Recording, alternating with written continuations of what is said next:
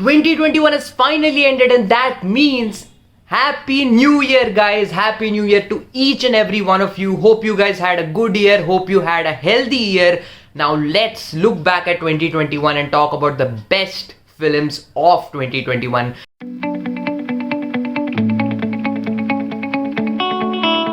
Now these 10 films are not ranked in any manner whatsoever. I'm just going to list them out in alphabetical order, and that's all there is to it.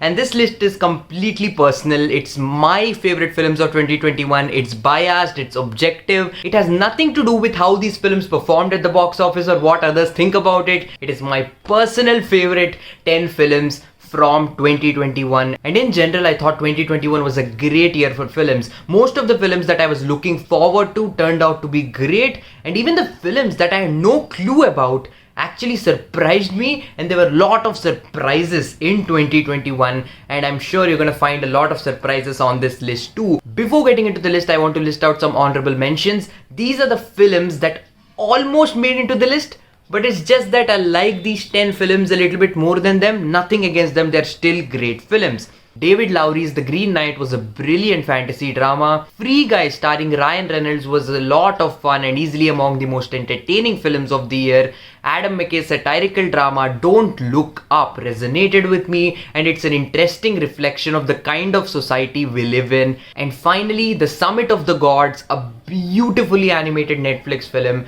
that is among the most underrated films of 2021. So those were my honorable mentions. I'm going to list out a few more later on in the video, but for now, let's get started.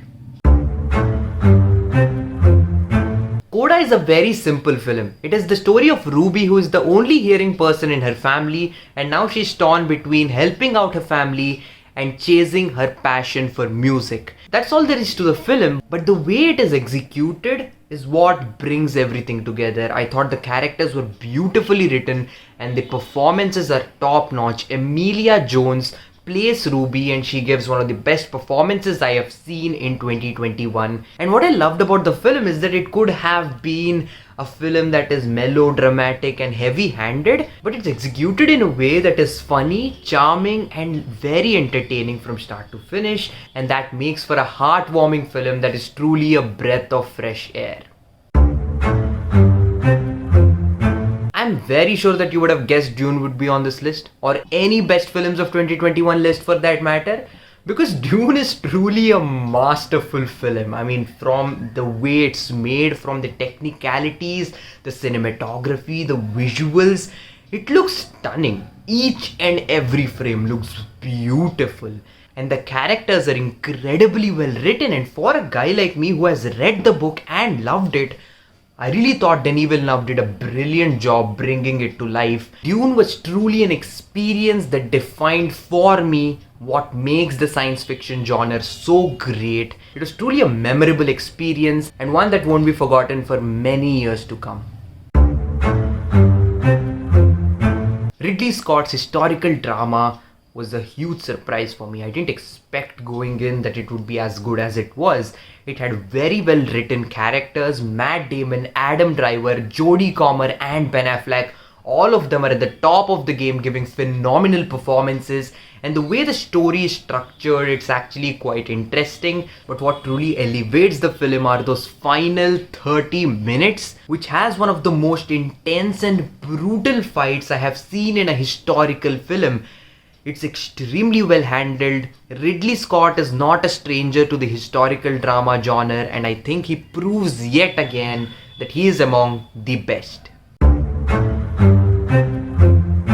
Last Night in Soho was directed by Edgar Wright, who is among my favorite filmmakers of all time. And with Last Night in Soho, he's proved that he can tackle any genre and make a great film out of it. Soho was such a fresh film to watch, especially in the horror genre, because nowadays horror genre is so saturated with cliches and stuff we've seen before. You don't really feel that excitement when you watch it, but Last Night in Soho reignites that excitement in the horror genre. It makes for a very unique story that has two amazingly well written characters performed brilliantly by Thomasin McKenzie and Anya Taylor-Joy. Incredible performances by both of them, and just the way the story is written, the way it is set up, the way Edgar Wright puts together the central mystery is absolutely brilliant. One of the most unique films I have seen all year. This movie was a lot of fun. It was easily among the most entertaining films released in 2021. I was just enjoying every moment of it. The animation is beautiful and all of the characters are so well written that you instantly fall in love with them. They're very likable, the voice acting is top notch, and the story itself is an interesting satire on the technology that has come up these days. At the same time, it delivers on its bonkers and crazy premise, but also it doesn't lose out on its heart. It is an emotionally resonant film when it wants to be, but at the same time, extremely entertaining. Before going any further, let's look at a few more honorable mentions. Judas and the Black Messiah was a brilliant drama that featured two of the best performances of 2021 from Lakeith Stanfield and Daniel Kaluuya. Palm Springs is a refreshing and unique time loop comedy that I absolutely loved. The Courier starring Benedict Cumberbatch was an old school spy drama that I very much enjoyed. Nobody is among the best action films of 2021. And before moving any further, I also want to mention two Bollywood films which I liked very much, Shersha and Sardarudam. If you made it to this point in the video, then I'm sure that you're enjoying the video, so please do drop a like, it really helps. Also consider subscribing to the channel so that you can stay up to date with all of the content. Thank you for watching. Let's move on. What John Krasinski does with A Quiet Place Part 2 is truly incredible. He delivers a suspenseful and tense horror film that will just put you on the edge of your seat from start to end. It has great performances, a very suspenseful tone, and I thought they did a great job in building the world that they set up in the first film. I loved A Quiet Place Part 2. It was a brilliant sequel and a brilliant horror film. Spider-Man No Way Home. A part of me still doesn't believe that the film exists.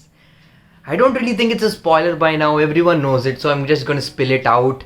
Andrew Garfield, Tobey Maguire written as Spider-Man in this one, which is so surreal to me because I grew up watching Tobey Maguire's films. I love Andrew Garfield as Spider-Man, and I never would have imagined that they would come back as Spider-Man in another film. And No Way Home somehow pulled that off. And it's not just because of that I'm putting No Way Home on this list. It was a film that had so much heart.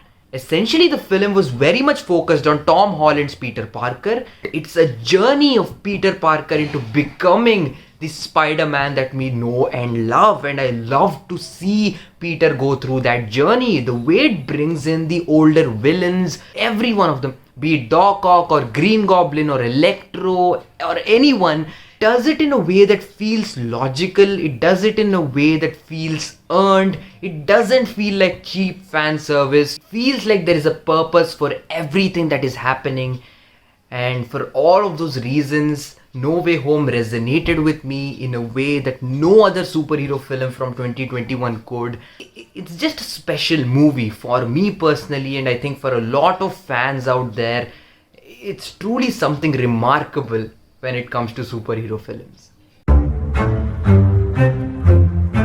Talking about superhero films, we have the Suicide Squad. Man, I would never, even in my wildest dreams, have imagined that this Suicide Squad would turn out to be as good as it was.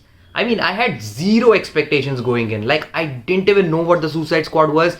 I don't really read comics or anything, so I don't know anything about it. And going in, this movie was a blast from start to finish. It was an extremely entertaining film that was so much fun to watch, and it had incredibly well written characters, and each and every character in the film was memorable. I mean, each and every one. King Shark, Peacemaker, Bloodsport, Ratcatcher, I could go on and on. All of these characters were so memorable, and the final climactic showdown is among the best in the entirety of the DCEU. I loved the Suicide Squad. It was a great film that is filled with this insane and mad energy that is directed extremely well by James Gunn. I'm not really a huge fan of musicals, So it's really surprising even to me that I'm putting Tick Tick Boom on the top 10 of 2021. I wasn't really expecting a lot from Tick Tick Boom. The only reason I watched the film was because Andrew Garfield was in it and I love Andrew Garfield. And yeah, Andrew Garfield was great in it. He was phenomenal in this movie. Like, I think he should get an Oscar nomination for the film. That's how amazing he was. But other than that, the film also resonated with me on so many other levels. The music was absolutely great. The songs were very catchy. The characters, the situations, the way the music was inserted into it. The direction and editing are truly what propel the movie. It makes it more cinematic. And as a guy who isn't particularly interested in musicals, I thought this movie knocked it out of the park. You know, for one, I'm really happy that the other version of Justice League exists, because if that film wouldn't have been made, we would never have gotten a 4-hour long cut of a Justice League film. And I think Zack Snyder truly proved himself here. He made not only one of the best superhero films in a long time, but he also made one of the most entertaining 4-hour films I've ever seen. Not to say that I've seen a lot of 4-hour films, but easily among the most entertaining long films ever. Every scene, every moment just feels like it's important to the story, and the film is 4 hours long. But despite that, there isn't a moment wasted. It culminates everything in a gigantic, epic fashion. There are a lot of moments that genuinely gave me chills and goosebumps. Just to watch all of these superheroes come together felt extremely satisfying. I think Zack Snyder truly pulled off an experience here. Justice League was everything I could have asked for and so much more. That concludes my favorite films of 2021. And now, what did you think about this list? Do you agree with this? Do you disagree? And what are your picks for the best films of 2021? Put all of that down in the comments. I'd be very interested to see what your picks are for the best films of 2021. Let's have a nice conversation down in the comment section. Thank you very much for watching. Not just this video, but all of my videos so far, because honestly, it's been a year since I've started this channel. My very first video, which was a review for Soul, actually came out on January 1st of 2021. It's been a year, and it's because of you guys that I still continue to make videos. Thank you very much for watching. I really appreciate it from the bottom of my heart. Yeah, I look forward to more such content throughout the year. I'm going to review as many films as possible. I'm going to be posting movies, books and show related content on this channel. So make sure that you stick with me. Give this video a like if you enjoyed it. And thank you very much once again for watching. And I'll see you again.